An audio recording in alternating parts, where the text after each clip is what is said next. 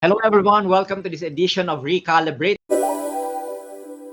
I'm really excited about our topic for today. We will learn more about internet connectivity and fiber technologies of Converge. Our guest today is the SME Group Head of Converge ICT Solutions. Converge is the fastest growing fiber internet provider in the Philippines. He has spent 2 decades in the FMCG industry with the Nestle Philippines as the country business manager for the PetCare Business and spent a few years with Philip Morris in sales. He's a sales professional with general management experience and special interest in digital marketing and e-commerce. He loves to be creative and spends a few hours a week hosting his podcast, Diego Bandido Podcast, featuring interesting people who defy the ordinary. Wow, I didn't know you have a podcast, Jiggs. I do. It's Okay, I air it every Sunday.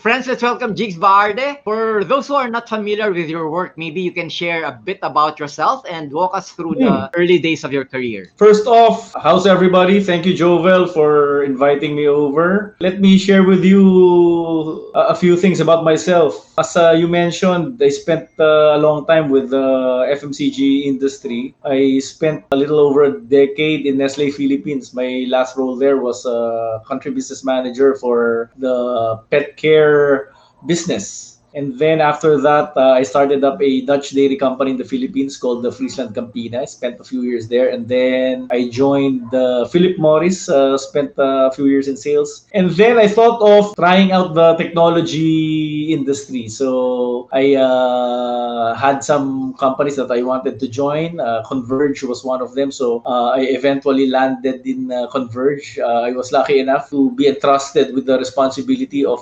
starting up the SME group. So it's been an exciting ride for the past year with the Converge ICT. When I joined, wala pang SME group sa Converge noon. So it was just enterprise and consumer. So I started it with a few people, around siguro mga 5 tao, and then we grew to now organically we have 19 people in the team, and then roughly mga siguro a little over 60 people in organic, because the way we do sales operation is through our marketing sales agencies. It's been exciting. 19 employees. This is all based in your office in Makati? It's in Pasig. In Pasig. Okay. And you started 2019, right? Yeah, October of 2019. Okay, tell us more about your role in Converge. Yeah, so I'm the group head for the SME group. By SME, that's small and medium enterprise, and it also includes the micro businesses. The role basically is to bring our connectivity to the micro businesses and the small and medium enterprise establishments in the country. And Converge has a lot of offering to B2B customers, but the wide range of solutions are mostly in enterprise group. So we offer more than connectivity to enterprise customers. These are the top 5,000 corporations because their needs are different. In my case, I concentrate on our connectivity products. It's very similar to consumer or residential, but the reliability is and the speed is much higher for the products that we have for MSMEs. We have two products basically that we offer.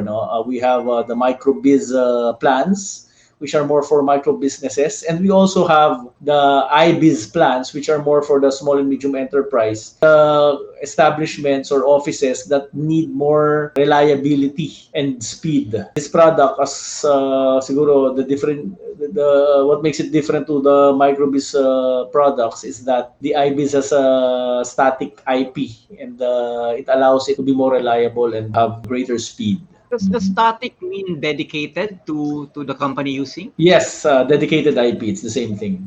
Okay. Are you offering static IPs to small businesses or even to individuals? Just to businesses. Now, whether you're a small business or a medium-sized or a large business, at the end of the day, it depends on your requirement, on your need. And if you feel that you need something that has a dedicated IP address because you want a more reliable connectivity, even if you're a micro biz, we can provide you that service. Like by micro business, what do I mean? These are the, let's say, mostly establishments you find in the major thoroughfares. The hardware, could be barber Oh, shops, could be dental clinics. If you look at how it's defined according to SEC, these are the establishments up to less than 10 employees. so So that's a micro business.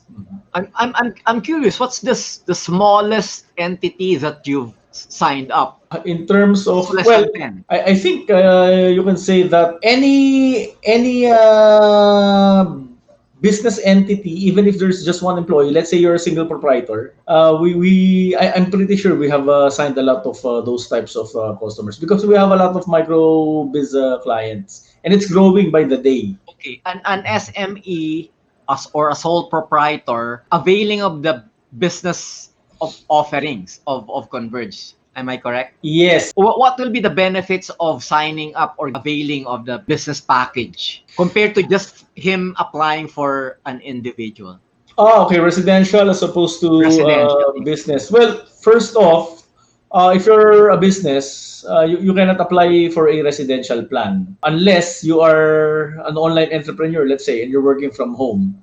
Um, because you can always not declare that. But of course, I don't Yeah. recommend that because it's not proper to do so. But basically, if you have an office or a formal workplace, then there's no way you can apply for a residential plan. Okay. How's the fiber penetration in the Philippines right now, Jigs? I can hear and see a lot of ads offering by other telcos. Are we actually gradually moving to fiber connectivity eventually? And I'm also curious, what will happen to the to the cable, the broadband offerings? Will they still exist over time or eventually everybody will be moving to fiber? My thoughts on that is first off, I think the penetration is still at a low. There's still a huge opportunity because there are two major players before we came in and before we started gaining velocity and growth. And they started with copper technology, and they built their infrastructure according to that technology because when they started, fiber was not yet Yeah. available. Yeah. Now, in our case, we our network is built on fiber technology, so the backbone and the facilities that we roll out. We don't roll out any other technology right now except for fiber. And when we say fiber, it's pure end-to-end fiber because there's also fiber that it's just a small part of the whole connectivity of the whole cable connection, and but there's copper in it. In our case, it's really end-to-end fiber up until the wire that we put into your modem up until our backbone infrastructure. So it's pure end to end. That's very interesting, no? Kasi I know that other services actually use a fiber backbone, and then when it reaches the businesses or the houses of the customers, it's copper na eh. So you're saying Converge is offering fiber end to end. Yes, Of course. yes. That's the most compelling reason why it's tough to beat our reliability. There are other Great. reasons, That's great but to hear. that's the most basic thing because we So you, are pure fiber from end to end. so you don't use copper anymore. Not anymore. We still have a few, which was the ones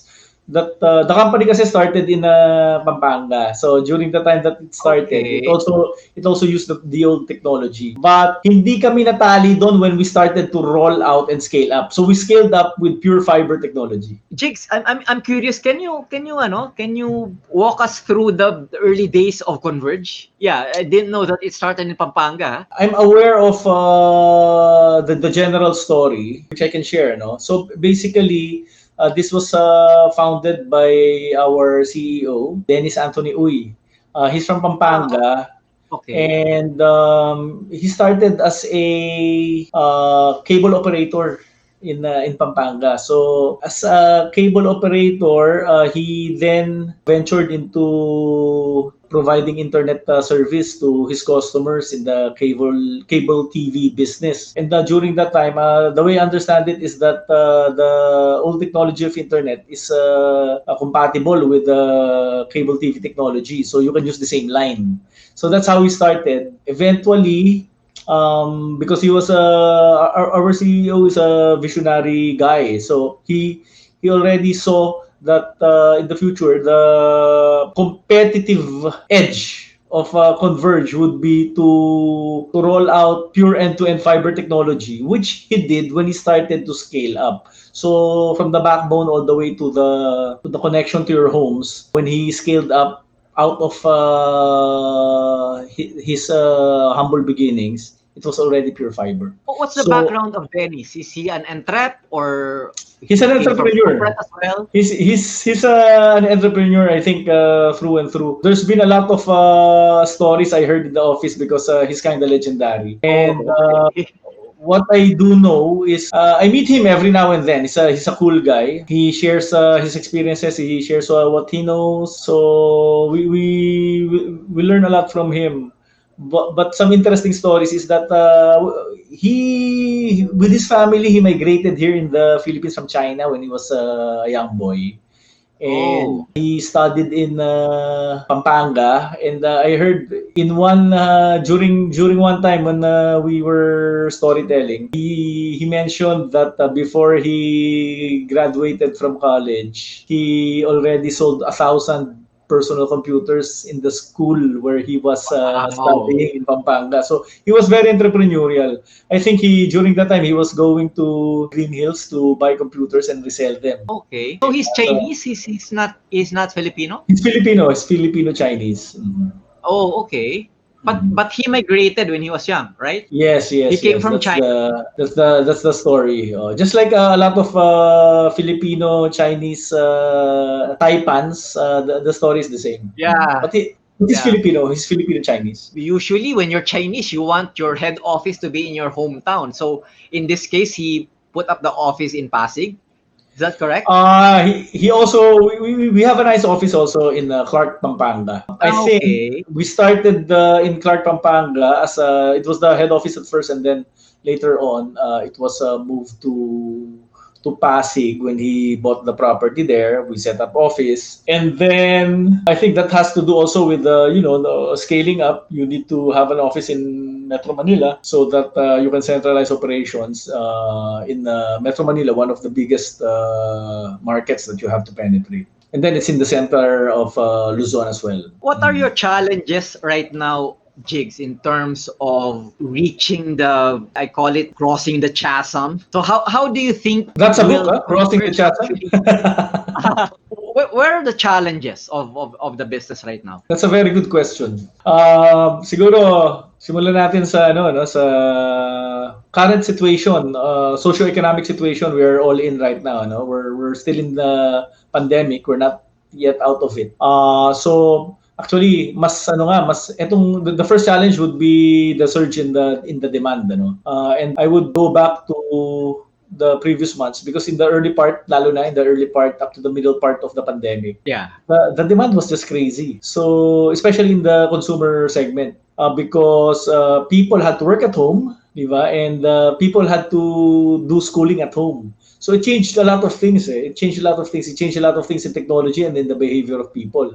And since the behavior had a lot to do with the use of technology, specifically the use of internet, it had a lot of impact on our business, not to mention the responsibility. To us, we treat it like a mission and the responsibility. So we really look at it as a challenge because if you have a growing number of applications and hindi naman siya planado na magkaroon ng ng ganun ka biglang Yeah. surge, di ba? Tsaka there's no internet service provider company that saw this. Nobody saw this.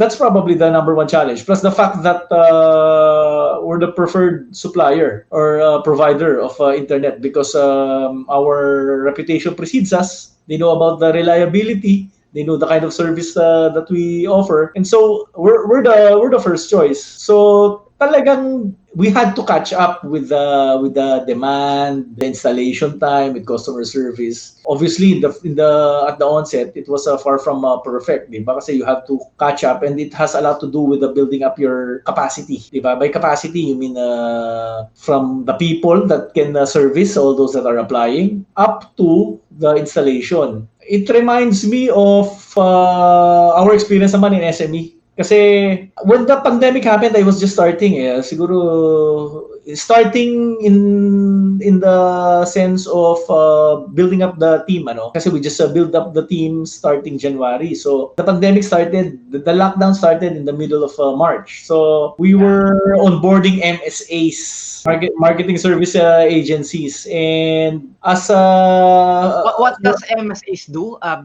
Just to give us context. That's a very good question. So our business model for SME is that we sell through agencies, or what we call the marketing service agencies. Understood. The MSAs provide the key account specialists for us. These are the salespeople. So we were just starting, and we were just building up our network of MSAs and our key account specialists who go out on foot. So that was the challenge naman specifically for my group and for myself, because we were just starting at that time, and we had to. There's a growing demand also. Although ang SME would probably be the most hit segment in during the lockdown.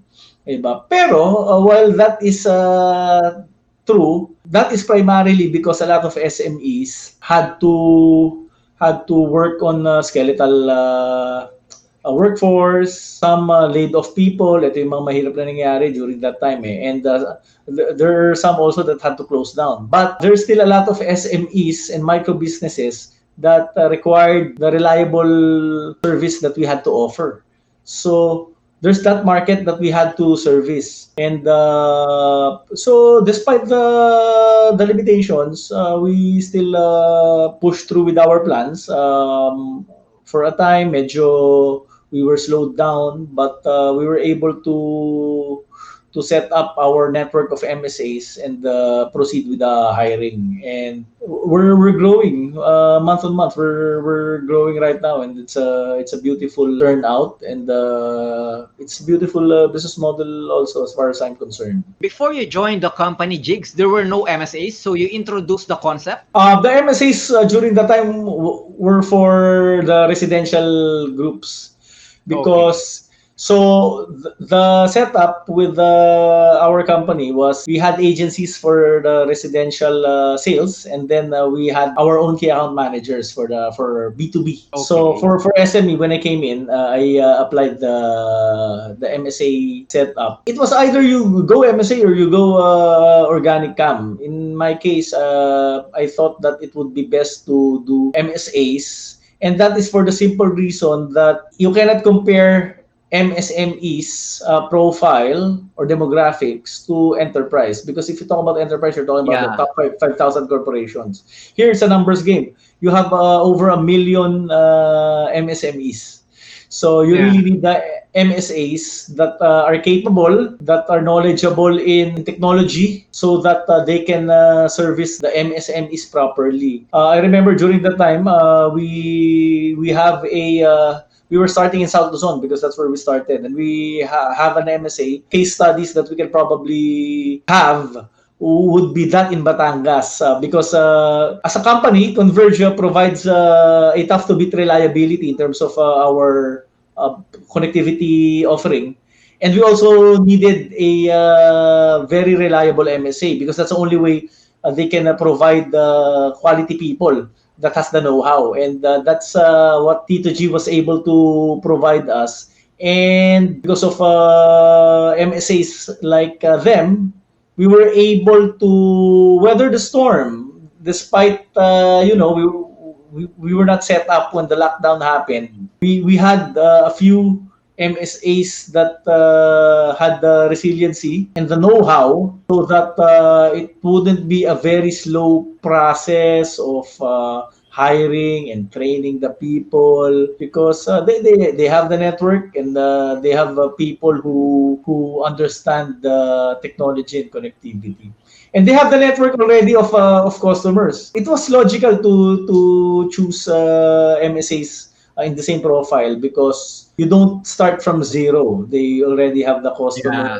that trust them. So it's easier to offer them the connectivity plans that we had in Converge ICT Solutions. Yeah. So I think the MSA setup that we were using, conceptually, it's the right strategy. But at the end of the day, again, as you know, it depends on the execution, because you have to choose the right profile. That's the only way Yeah. for, because if Of you choose course. the wrong profile of MSA, then you will have key account specialists out there that cannot convert customers, because they're just not capable. So you need the right profile, so they can field and train key account specialists that can address the needs and service the MSMEs that we are trying to service, that we're trying to serve. Okay, was MSA designed specifically for the SME businesses? And number two, was T2G your first MSA when you started, or just in Batangas? The MSA setup, it's like a distributor, basically. If I compare the MSA to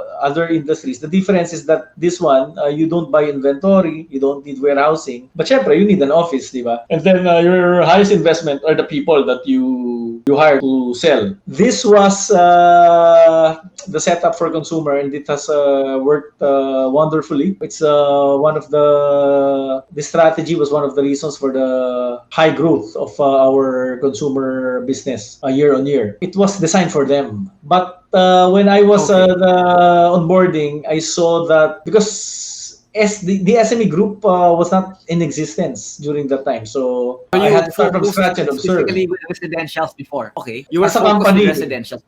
yes. Yes. That's correct. That's correct. But that was not me. No, there's another guy who handled it. Okay. In my case, I Okay. just came in for SME, and I saw that it could work, so I tried it Okay. out. I thought Great. it Okay. was a calculated risk, and it soon paid dividends for us. Yeah. Okay. Maybe for the benefit of our viewers, how do you qualify, and what specific qualifications are you looking for an MSA? What's your experience so far working with T2G? Number one qualification would be experience in handling MSMEs. Okay. The Okay. secondary, and probably what you could say nice to have, or what we prefer to have after you have that pre-qualifier, is that someone within the technology industry. You could be a distributor of CCTV, you could be an Okay. IT company. But what is important is that you cater to MSMEs, because that means that you understand how MSMEs work, you understand their profile, you know how to do lead generation, you know where to find them. So that's the Okay. number one. The second would be the willingness to invest. Maybe Okay. second is the capacity to invest. The third is willingness. Because you may have the Okay. capacity, but if you're not willing to invest, then it's no use.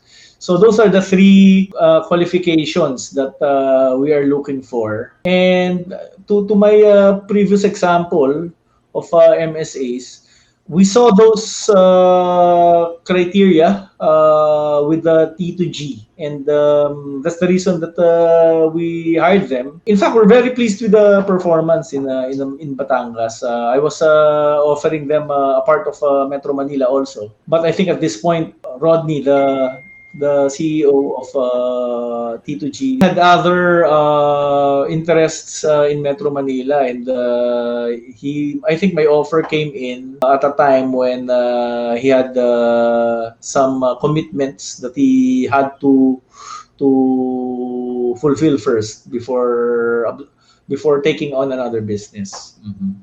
Okay. Mm-hmm.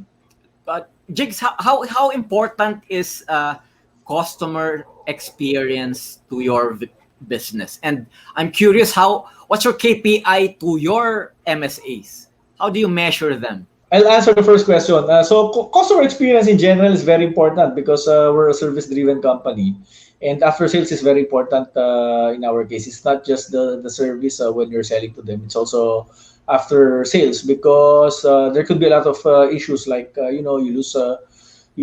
lose a connection, or sometimes you just forgot to pay and you forgot that you forgot to pay, and you're Okay. calling your account manager, you're calling our customer care hotline, and for whatever reason, whether it's your fault or it's not your fault, you come to us and expect us to provide a quality service. So it's very important.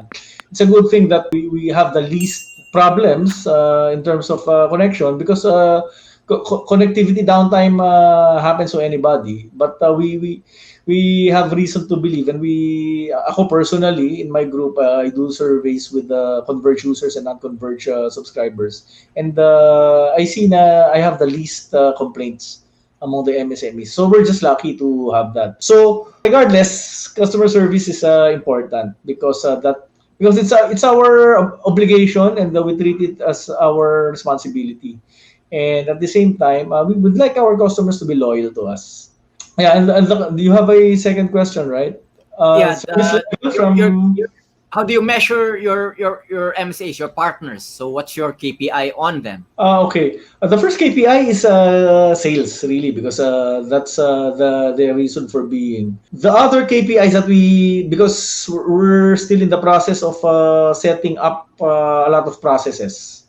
There are other areas that we want to measure, such as efficiency, meaning speed by which you address a customer once a customer asks for an appointment, speed by which you are able to process the application from your end. The MSAs have the access to encode the orders. And then after that, the rest is up to Converge head office. That's how it works. So these things we would like to measure. What we would like to measure also in the future, which we have started, is that we want the key account specialists of the MSAs to be the ones that address the after sales needs, just in case the customer, their account manager, to be on top of the situation, because some customers do not want to call the hotline. Yeah, They of just want to course. call their account manager. So we want them to be able to do that. We have started that, and while I do not have any indication yet how well we have done in that area, we have started that with the help of our area sales heads, who are managing and coaching the MSAs that we are fielding. Are you giving them access to your systems, or the MSAs have their own system? Like for example, the likes of T2G, if they start closing SMEs on behalf of Converge, they must have a CRM. So do you provide it to them, or they have their own? We provided an access for them so that in as far as order processing is concerned. So the first step, they have access in encoding it. No. So that's one. But in terms of CRM, that is up to the MSAs if they want to use one or if they have one. I think Yeah. one thing that we have to mention, if we're talking about profile of MSAs and how it helps us, is the one thing that I mentioned earlier, that if we prefer MSAs that have SME experience, network, and if Oh. possible, provides value-added services already to SMEs. And that's another P2G is another good example of this one, because what happens is that aside from providing Converge quality connectivity to MSMEs customers that they already have, they have other value-added services. So they come in Yeah. and they come into the customer with a high-value proposition, because it's not just internet. While internet service is probably on the top of the list, because MSMEs would really expect and the demand high reliability, affordability, and good after sales service. And usually you bundle it with other solutions, right? Exactly, Other services. it is not just welcome, but it adds a lot of value. It helps solve their other problems. Yeah. I'll give an It's like, example. T2G for way back 4 months ago, we were targeting schools because a lot of schools would require our IBIS products because the reliability is tough to beat.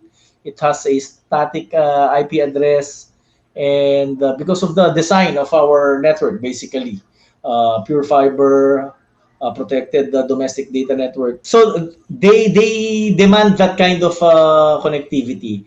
Now, T2G happened to have a product also at the same time, which was a an online learning platform that they offer. So, okay. considering in our case, the education segment was a priority for us during the time. Actually, until now, we have an MSA that approach the schools, and then aside from connectivity, they can offer this value-added service that makes a lot of sense for them to avail. So you have a tough-to-beat reliability in our Okay. connectivity, and then you have an online learning platform. So that makes a lot of sense because the thing Yeah. with value-added services is that you cannot sell value-added services for the sake of just having value-added services. It really has to be relevant. It has to be something that is hard to copy, and Yeah, exactly. yeah. So Something of value it to has your to be it clients. has to be something of value.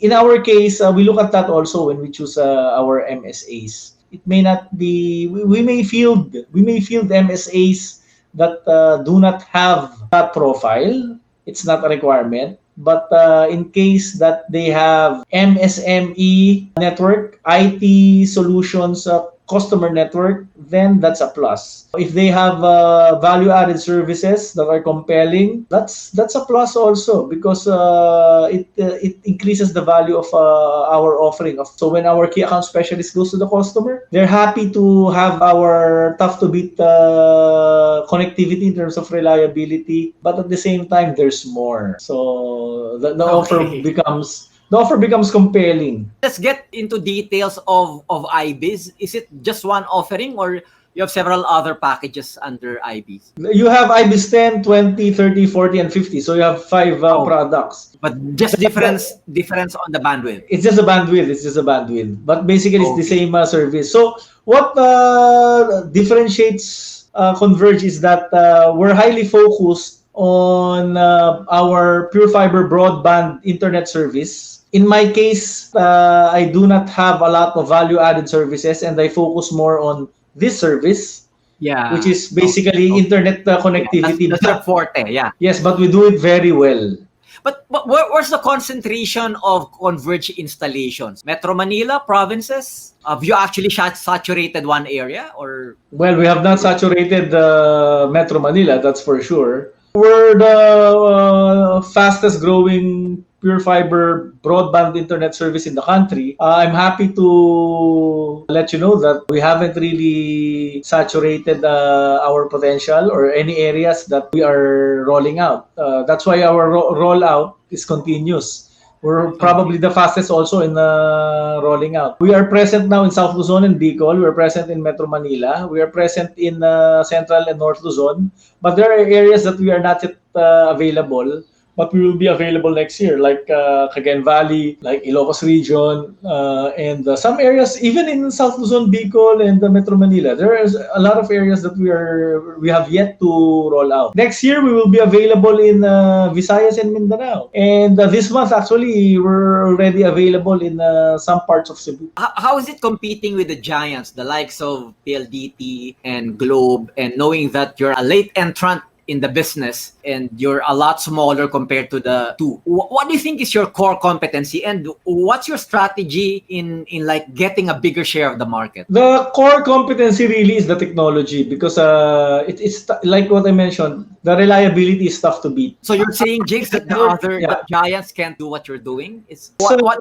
makes you different? it's going to be tough for them to copy us and scale up the way we are scaling up because in our case we started with the scaling up with the pure fiber technology. They are not in the process of scaling up because they've been there for a long time. They're still rolling out, but their technology which is primarily not pure fiber has been there in place for a very long time, and it's going to be tough to convert all of those into pure fiber end-to-end technology like the ones we have. That is the core competency, and it's not just the fact that we have a pure fiber technology. The design of our domestic data network is such that it is protected, which means the chances that we will have a downtime is at a very minimal level. That still happens, but it's designed in such a way that we minimize the risk. The core competency we have really is reliability. And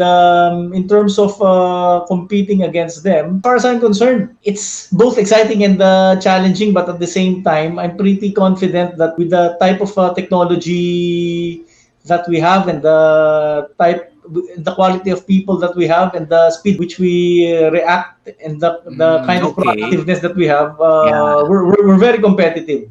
I'd like to think that we are small enough that we are quick to respond, but we are big enough that we are very reliable. Yeah, you're more agile. The big players, are they working with business partners as well, or is just Converge offering that model? They're also using that model. It's not going to be exactly the same model, but they work with third-party providers as well, one way or another. I think Globe does more of that, but most of the players in the market, actually all of them does it. But it's not exactly the same. It would have its differences. Yeah, because multinational companies do the same thing. We work with business partners. I used to work with IBM and manage the Southern Territory. We also work with business partners. We don't actually sell direct to the consumers. So everything goes through, all the sales goes through the business partners. The challenge there is when you're doing B2B and you're handling customers with high sophistication, like compare a barber shop to to Nestle Philippines, let's say. Yeah. So the type of people you talk to are different, right? So if you're talking to higher sophistication, then you might prefer organic employees because you feel that you can hire better people with better communication skills, with the same sophistication as well. So in our case, we're in the middle at SME. We also require a certain level of competency, and that's a challenge. And we have to continuously do well in profiling and selecting the people that we onboard. Jiggs, I remember the president mentioned that he wants all the telcos to build 50,000 towers all over. Where are you in terms of your contribution into building towers as well? Are you into that, or you're all underground? I think towers would be for mobile network. So we don't have a mobile network business. Okay, so Converge, you don't build towers, cell sites. We don't build cell sites. Okay. Jiggs, going back, pre-COVID sales versus COVID sales, did you increase your number of clients, or was it also slow? Significant increase. We were able to do the adjustments necessary, and actually very good. Very strong growth. Hindi ko lang ma-share kung ano exactly yung sales, pero very strong growth. Yeah, because I think most of the telcos really had strong growth during this pandemic. I recently read about the other players. Sila rin, they increased bottom line during this pandemic. Right. Jiggs, what's the future plans of Converge? And are there areas that you are the only one serving, or maybe you can walk us through the coverage of Converge? The most important next steps for us is really to roll out across the country. Yun talaga, and we will do that next year. We will, like what I mentioned, we're only in South Luzon, Bicol, Metro Manila, and parts of Central Luzon and North Luzon. Visayas and Mindanao, wala pa. And some parts of North Luzon. That's the priority talaga, because that's where we can serve more people. What are the challenges reaching Visayas and Mindanao for you right now? Do you have an office there right now, or? Yes, Or we have an office already in okay, Cebu. okay. The challenge is it's not But really Cebu is a the good rollout. opportunity for you, ah. Yes, yes. The challenge is not the infrastructure because it's already there. Ganun kami kabilis. But the challenge is we have high expectations of ourselves in terms of rollout of ports, or siguro in layman's term, lines. We're rolling out lines in an unprecedented volume. Nobody has ever done the volume that we have done. I don't know if I can share it here, but you can take my word for it. We're rolling out volume in an unprecedented way. And aside from the work it takes to roll that out, the support needed in building up the organization in order to sell and provide service to the people, that's also tough. It's tough, it's challenging, but we're up to the challenge. Jiggs, you mentioned about the 19 people. Are they all under you, or this the whole organization or your department lang? That's my department. That's Your SME department. group. That's SME group. I'm curious, what's your management style? How do you manage all your employees now? And of course, you're working with other. Well, may siguro two things pagdating sa management style in terms of two things. So first siguro how I look at strategy, and second is how I do people management. So you have to start with strategy, and then that's when structure comes in, and then that's when execution comes in. So if let's say your strategy is based on the demographics of SME, is that it's a numbers ball game, simply because there's hundreds of thousands of customers to cover, and at this young stage of the business, it's really more of servicing and providing our core product, which is connectivity, rather than solutions. Then you need more salespeople rather than marketing team, diba? Because you just really need to put your service out there and reach more customers so that they know about you. So it's more of direct selling. So that's the structure, and you build the structure around it, and then the execution comes in, which is basically coverage and basically increasing the competency of people on foot. In terms of people management, it depends. I'd like to call it situational leadership, which means basically if you're not performing to expectation, then I might have to micromanage you. If you are the type of person that is performing and has the maturity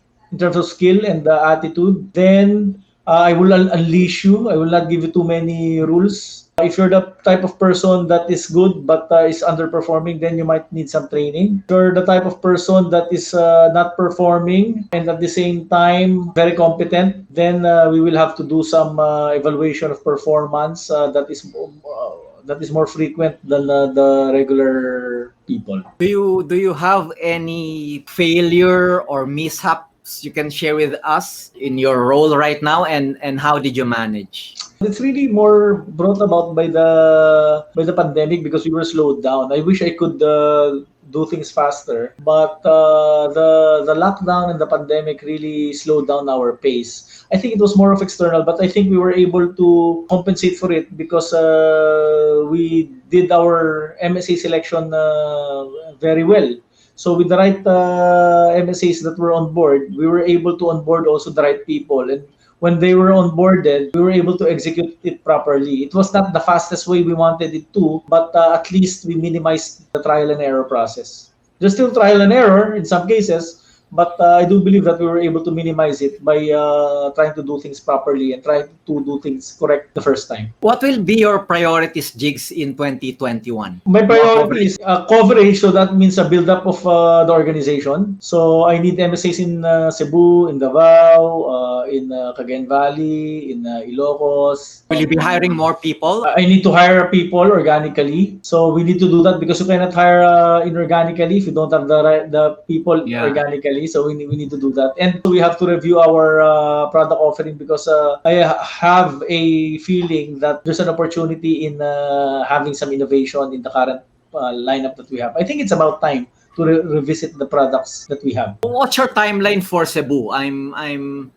Cebu is very close to me. I have a lot of colleagues there, having managed IBM Cebu office during my time. What's your timeline for Cebu? I'm sure they're all excited. Actually, we have rolled out already. We have ports available, not in the volume of Metro Manila, let's say, but we have started.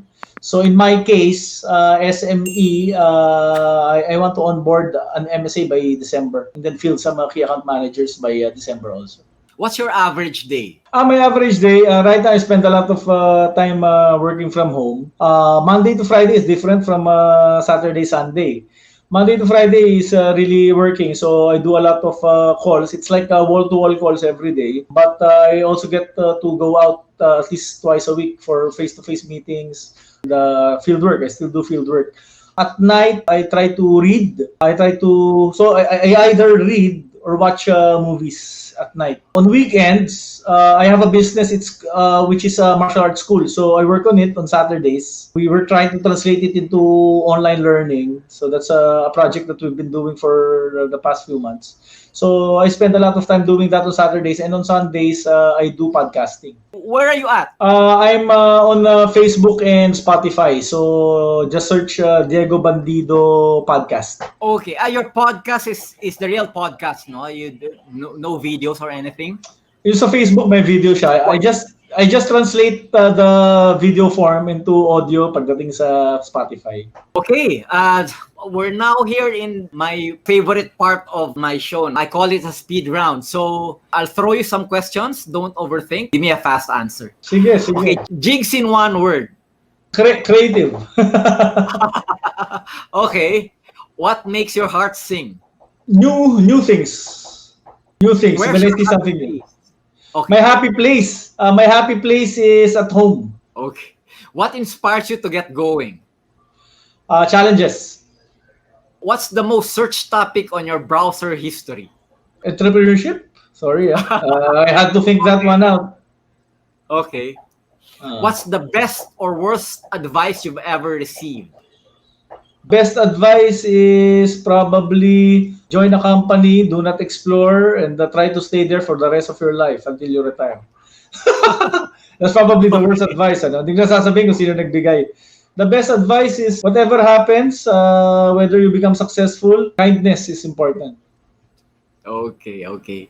If you had 3 people over for a dinner, who would you love to have there and why? My mom, because I'm happy when she's around. My girlfriend, because I love her. And and petting apat, my kids kasi I have 2 kids. Okay. Okay. What do you want your children to say about you as a dad? Teacher. I want them to think of me as someone who has taught them valuable life lessons. Okay, and last, you've been very successful and made a great contribution to society. If you were to die tomorrow, you look back and think about your life, what would you have done more of or less of? I wished I had more difficult experiences as a young person. Okay. I think that would have helped me more in the things that I wanted to do. Yeah, okay. Brian Tracy, double your rate of failure. Okay. Less off. Actually, I don't regret anything kasi. It's very difficult to think of less. Siguro vices. I wished I never got into smoking before. I don't smoke anymore. Pero yun, diba? I stopped smoking already. Great. Jiggs, it was a great conversation. Thanks a lot. I appreciate your time. Maraming salamat for inviting me. Yeah, I wish you well on your venture and your company's venture. Yes, thank you. I enjoyed talking to you. Salamat. More power to your podcast. Thank you, Jiggs.